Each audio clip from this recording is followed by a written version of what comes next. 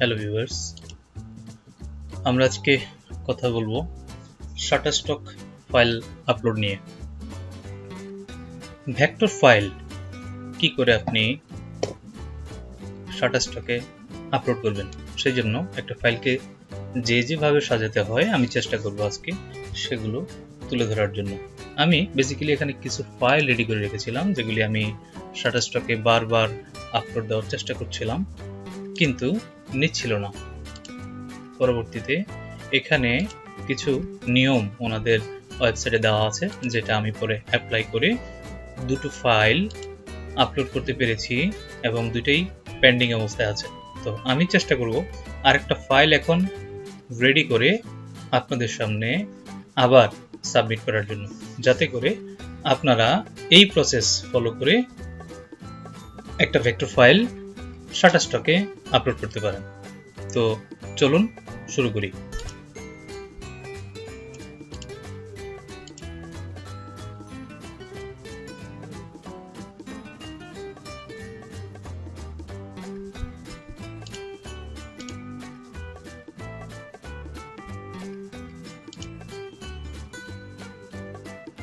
এই ফাইলটা আমি তৈরি করে রেখেছিলাম শাটারস্টকে আপলোড দিব বলে।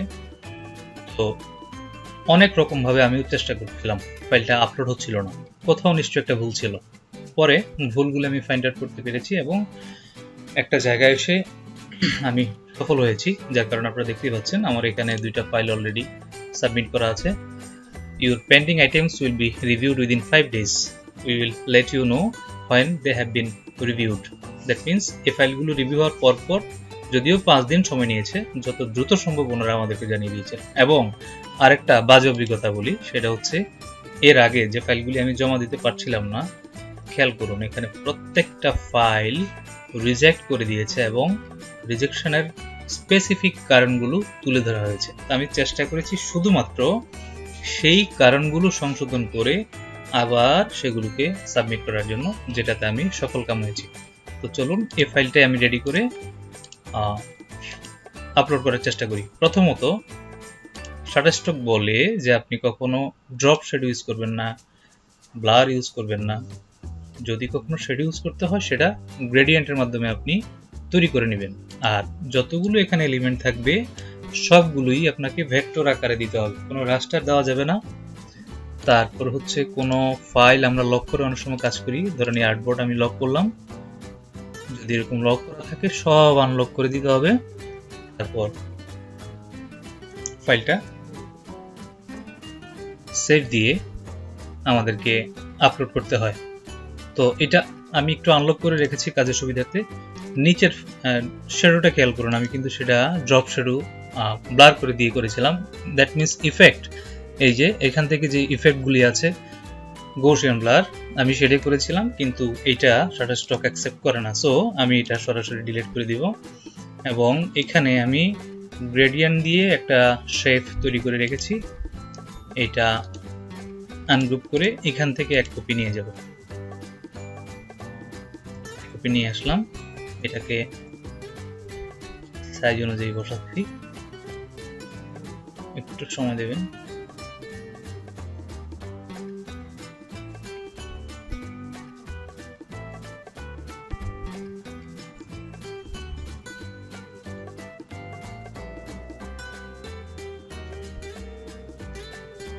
ওকে, মূলত এটা তো ডিজাইনের অংশ না, আমি এটাকে মকআপের মতো যেন দেখতে লাগে সেই জন্য বোঝানোর স্বার্থে পিছনের আর্টবোর্ডটা মনে হয় যেন আরেক ডার্ক করে দিলে ভালো হবে, তবে আমার ডিজাইনটা একটু হাইলাইট হবে।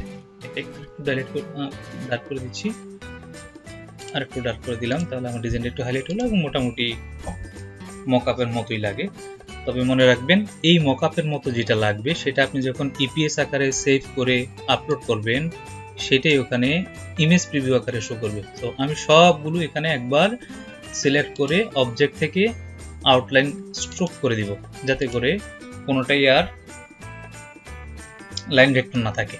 সবগুলো এখন ভেঙে দিলাম, নর্মাল ভেক্টরই আছে।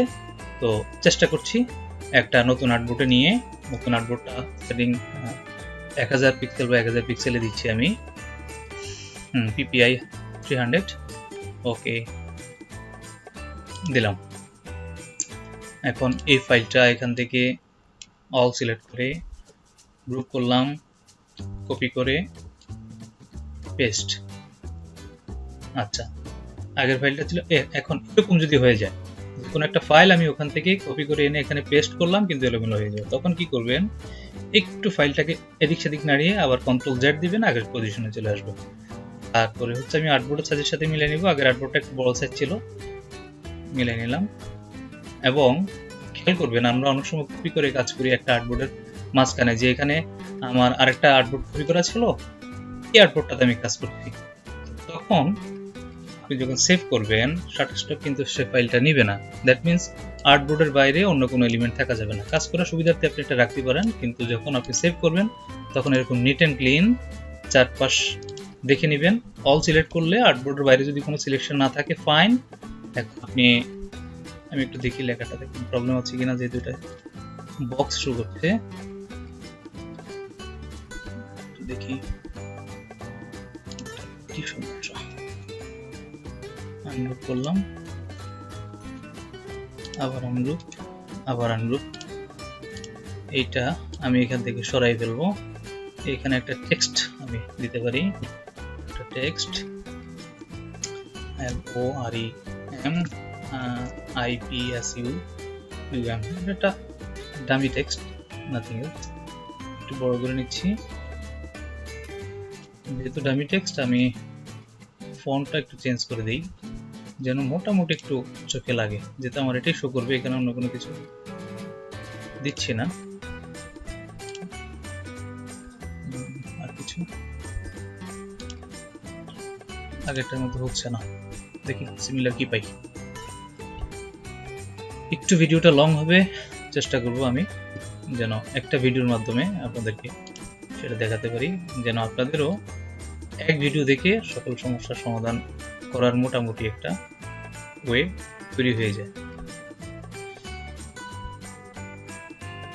ওকে, এটাকে ক্রিয়েট আউটলাইন করে দিলাম, কালারটা আমি এখান থেকে পিক করলাম, দেখি আসছে কিনা। ওকে ফাইন, আর একটু লাইট করা যায়, আর একটু লাইট করলে আমি কালারটা এইখান থেকে পিক করি।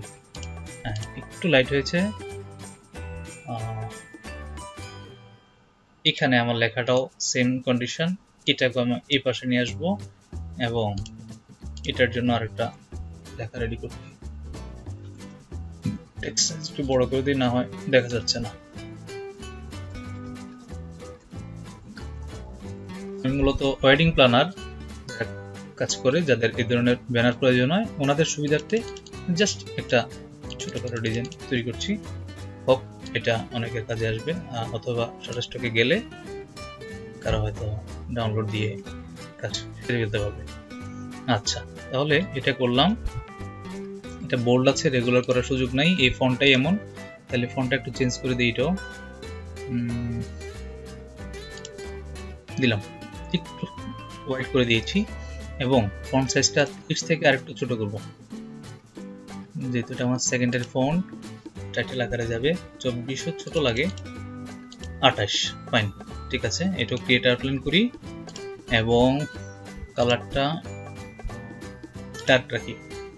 আচ্ছা, দিলাম।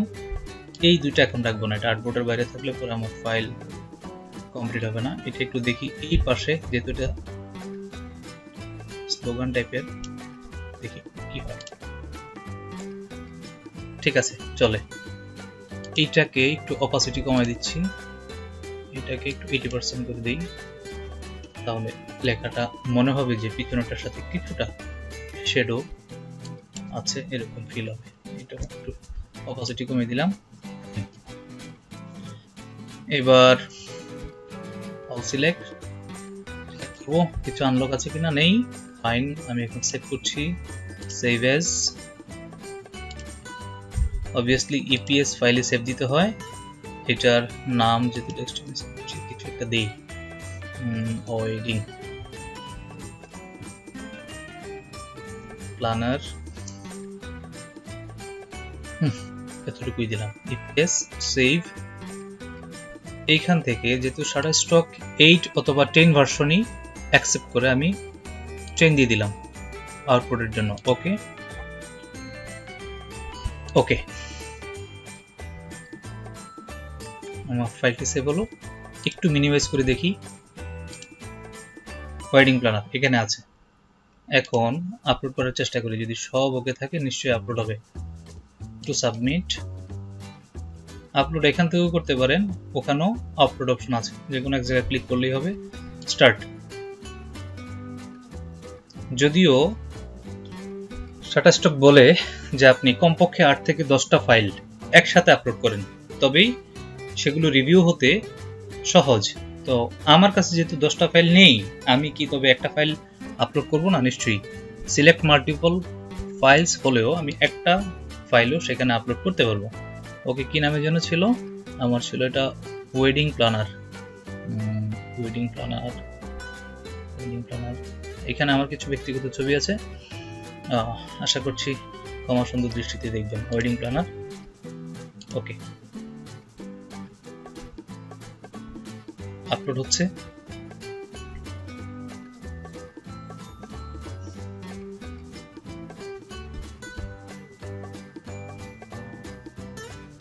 ওকে, নেক্সট।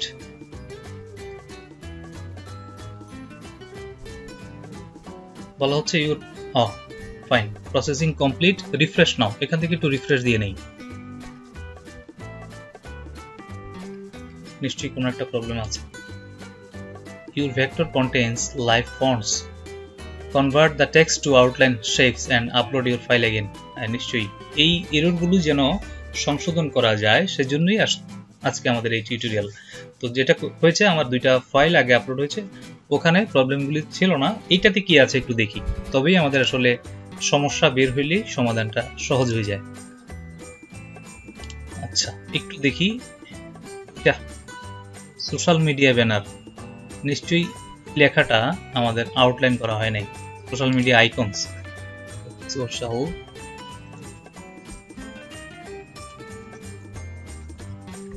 Media icons. আচ্ছা, এটা একটু আউটলাইন করে দিচ্ছি। আউটলাইন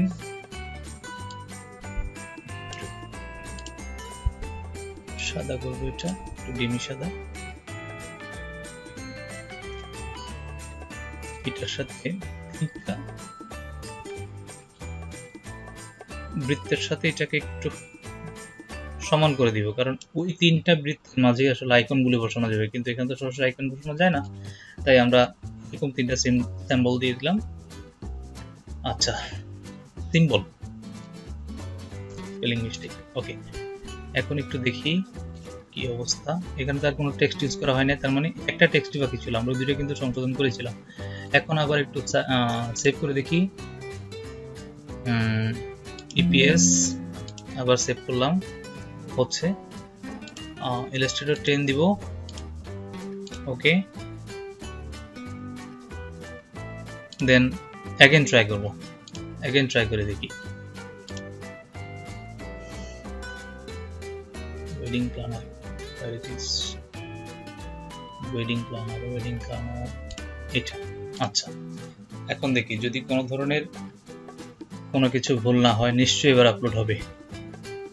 এবং এই জিনিসগুলোই আসলে নতুন কোনো ডিজাইনার যখন একটা ফাইল, বিশেষ করে ভেক্টর ফাইল, শাটারস্টকে আপলোড করতে যায়, তখন এই প্রবলেমগুলির সম্মুখীন হয়, যেটা আমি চেষ্টা করেছি ফাইন্ড আউট করে একদম লাইভ সেগুলো সমাধান করার জন্য। আচ্ছা, প্রসেসিং কমপ্লিট, রিফ্রেশ নাও। একটু রিফ্রেশ দিয়ে নেই, যদি প্রবলেম না থাকে নিশ্চয়ই অন্য একটা কোনো কমান্ড আসবে, যেটা দিয়ে আমরা নেক্সট বাটনে যাব। আবার প্রবলেম, আবার কি problem? The size of your artwork, not the size of the artboard, must be at least 4 megapixels. Fine, আরেকটা প্রবলেম পেলাম। আমরা ভিডিও একটু লম্বা হলেও আমরা সবগুলি সমস্যার একটা টাইম সমাধান এক ভিডিওতে পেয়ে যাচ্ছি। একটা নিউ ডকুমেন্ট করব। আচ্ছা, এখান থেকে 1000 বা 1000 নিলাম। এখান থেকে পিপিআইটা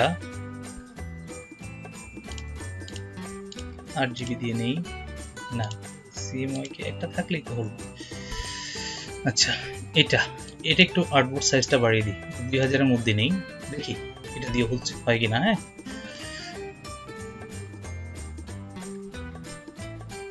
এটা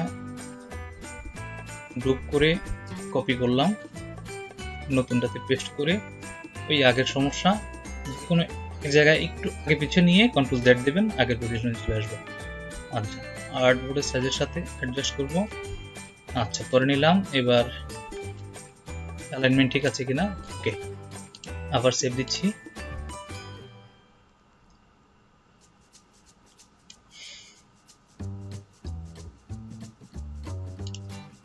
ইপিএস ফাইল, ডেস্কটপেই ওয়েডিং প্ল্যানার আগেরটা ছিল, রিপ্লেস করে দিব ওই জায়গায়, রিপ্লেস ইলাস্ট্রেটর 10, দেন ওকে। ওকে,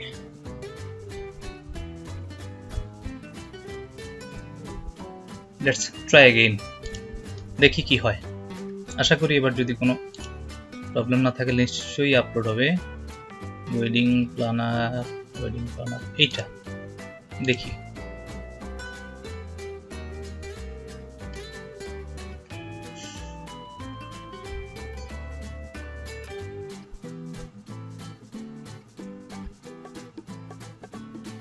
একটু সময় নিচ্ছি।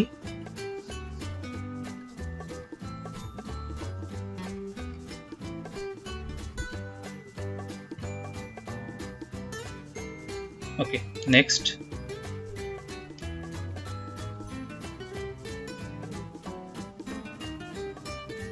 রিফ্রেশ নাও।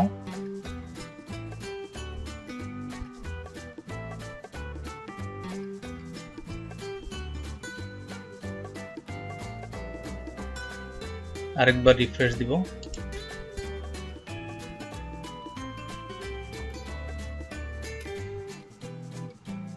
এই যে মহাশয় চলে এসছে এখানে, এটার জন্যই যেটা তখন দেখাতে চেয়েছিলাম। একটু সিলেক্ট করি। এইটার সম্পর্কে এখন ডান পাশের বক্সগুলিতে আমরা একটু বিস্তারিত লিখব।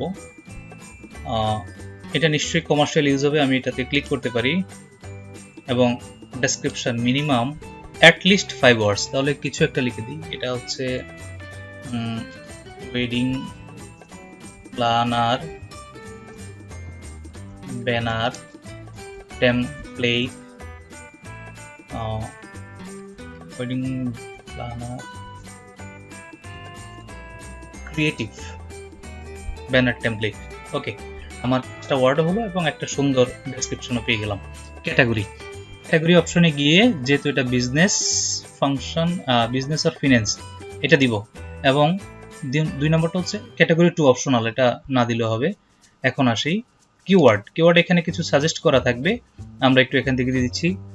ধরেন এটা ভেক্টর ফাইল, ডিজাইন, ইলাস্ট্রেশন এবং concept, banner, graphic, template, web, creative, presentation, business, মোটামুটি এগুলো দিয়ে আমি জাস্ট এখন সাবমিট করব। খেয়াল করেন আমি এগুলো দিতে দিতে এখানে একটা টিক চিহ্ন চলে এসছে, তার মানে আমার ফাইলটা এখন সাবমিট হওয়ার জন্য প্রস্তুত। এতক্ষণ হয়তো সেটা আপলোড হয়েছে এবং আপলোড হওয়ার পর এখানে একটা ব্লু টিক অপশন আছে। হ্যাঁ, এখন সাবমিটে ক্লিক করব।